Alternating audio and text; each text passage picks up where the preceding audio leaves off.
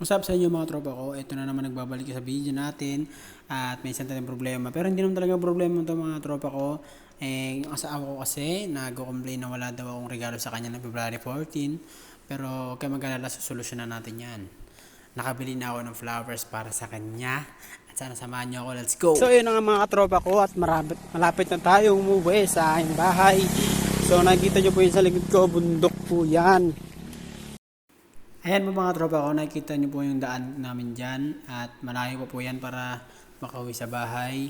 So, tingnan nyo naman yung nalakaran ko kung gaano kalayo yan. Tingnan nyo yan. Oh, sobrang layo-layo na yan.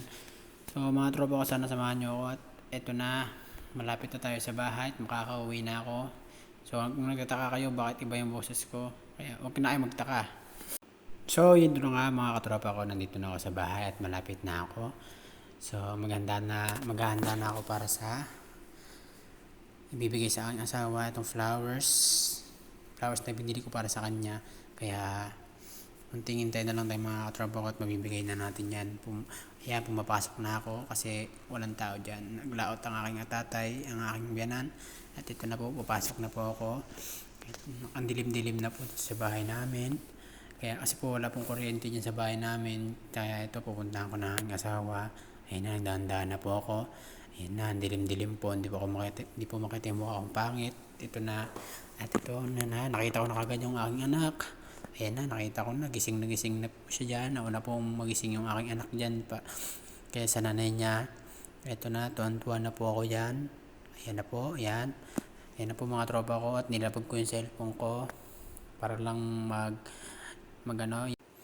So yun na mga katropa ko, tinan mo yung mukha ko dyan, kakaiba. So, naghahanda na ako para ma-surprise ang aking asawa, pero naghanap na ako ng tiyempo. At syempre, nalapag ko na yung cellphone ko muna. At may dapat akong asikasuhin, magbibigay ako dyan.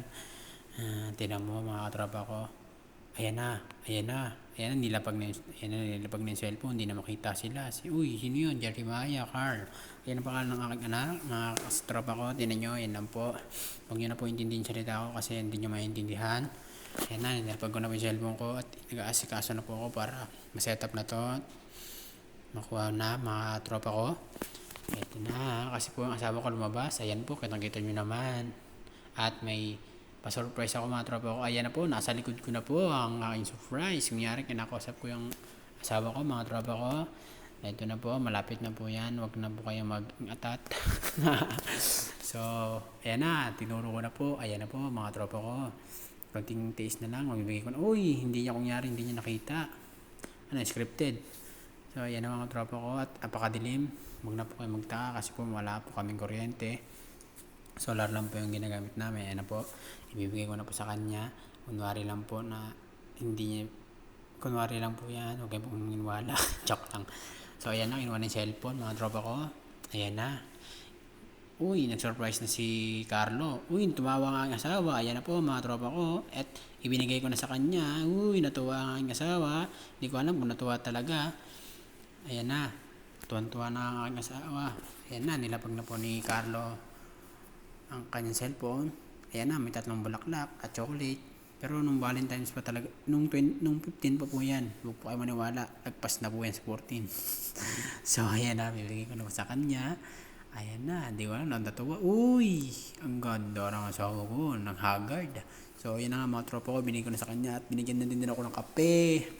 Siyempre, akala ko ayaw niya. Yun, pinigilan niya ako, kaya nabubulol na ako. Mga tropa ko, ayan na, tapos na po. I love you all.